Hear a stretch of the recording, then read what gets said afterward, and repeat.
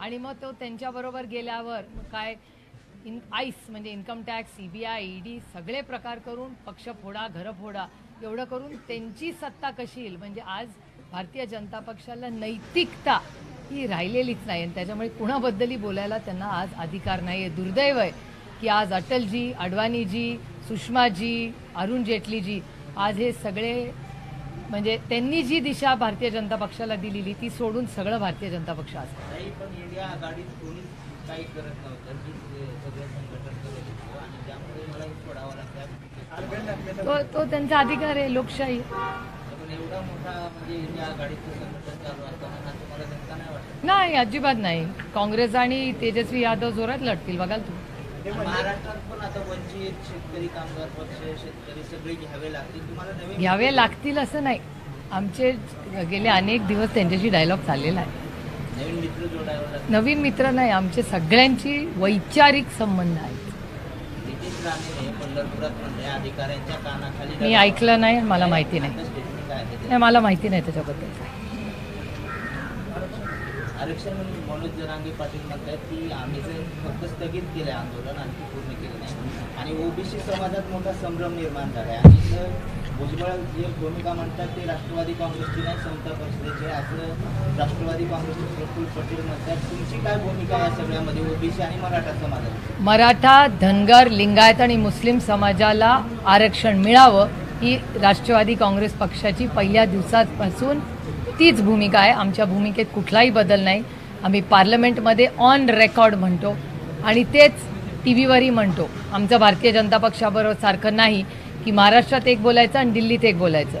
मराठा, धनगर, लिंगायत आणि मुस्लिम समाजाच्या आरक्षणच्या मागणीच्या पाठीमागे राष्ट्रवादी काँग्रेस पक्ष ठामपणे कालही उभा होता, आजही राहील आणि उद्याही राहील आणि त्यांच्या संघर्षामध्ये आम्ही त्यांच्या सगळ्यांच्या बरोबर आहोत. जो अध्यादेश काढलाय तो अध्यादेश मराठा समाजाचे उपयोगाचा नाही, ओबीसीच्या पण नाही. म्हणजे सरकारने दोन्ही समाजाची फसवणूक केली.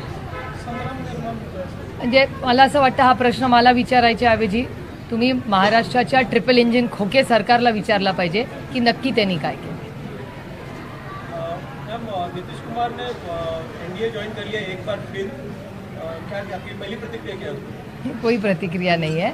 ये जो इस देश संविधान से चलता है और हर एक को चुनाव में किसके साथ जाना है ये इसका अंतर्गत मामला है और कांग्रेस और तेजस्वी यादव पूरी ताकत से बिहार में लड़ेंगे. जाते जाते टिप्पणी करके गए हैं कि इंडिया ब्लॉक में ठीक नहीं चल रहा था, नॉट वर्किंग आउट, इस तरह की भाषा कर रहे हैं नीतीश कुमार. ठीक है, वो इस देश के वरिष्ठ नेता है, उम्र में भी हम सबसे बड़े हैं, अनुभव में भी हमसे बड़े हैं. तो ऐसे वरिष्ठ नेता के बारे में कुछ टिप्पणी करने ये मेरी संस्कृति नहीं है. लेकिन जो भी हमने जितने दिन हम सब ने काम अच्छा किया वो काम अच्छा ही रहा. उन्होंने भी इंडिया में पहली मीटिंग पटना में होस्ट की थी, वो तहे दिल से हम उनकी आभार है. लेकिन बाकी का इंडिया ब्लॉक साथ ही रहेगा. पंजाब में आम आदमी पार्टी, बंगाल में जीती और अब बिहार में जीती. नहीं, उसमें क्या है, ये हर स्टेट का अलग कैलकुलेशन है. It's not one size fits all.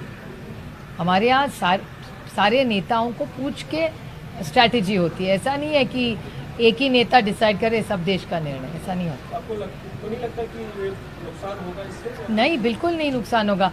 Actually दीदी का जो स्ट्रेंथ है, काम है, नहीं तो पंजाब में आपका जो काम है वो तो इंडिया की ताकत बढ़ेगी.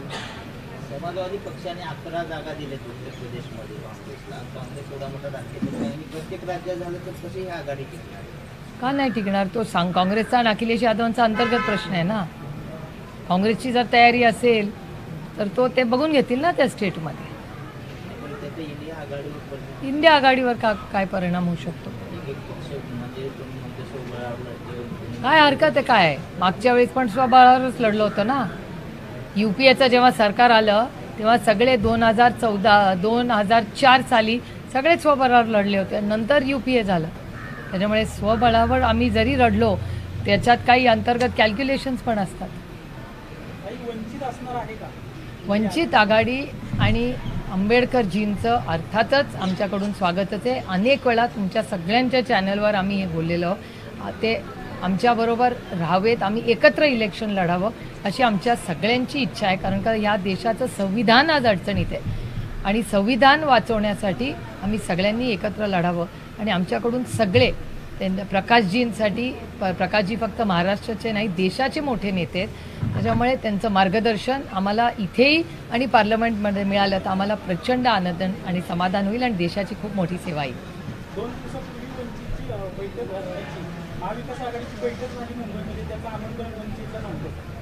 त्या दिवशी चर्चा सविस्तर झालेली आहे. मला वाटतं त्याच्याबद्दल आमच्या सगळ्या प्रवक्त्यांनी तुम्हाला 2 दिवसापूर्वी सगळं सांगितलेलं आहे.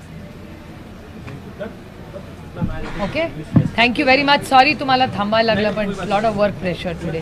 चला, we'll have to do it quickly. Well, Nitish Kumarji is one of the tallest leaders in India. Clearly, if he has changed sides, it's clearly disappointing for us because he's a tall leader of India. But I guess it's a democracy and everybody has a right to feel. But the rest of the India family stays intact, and we will not just work as an organization, but we will work as India's family. So it will be Indian citizens who are an extended family of each other. But while going out, he criticized India Bloc, says that it's not working out. That's his personal opinion. That doesn't mean it's all true. So do you think that India Bloc is still intact? Clearly it is. Why should there be a problem if one ally has a difference of opinion? That doesn't mean everything's gone wrong. It's clearly intact. Aam Aadmi Party in Punjab, West Bengal, and now in Bihar. Yeah, every state will have a different calculation and different strategy. So I'm not very concerned or worried or alarmed. If you check with your Punjab correspondent and West Bengal correspondent, he'll tell you what the ground reality is. Thank you very much. Thank you. Chala, thank you very much. Chala.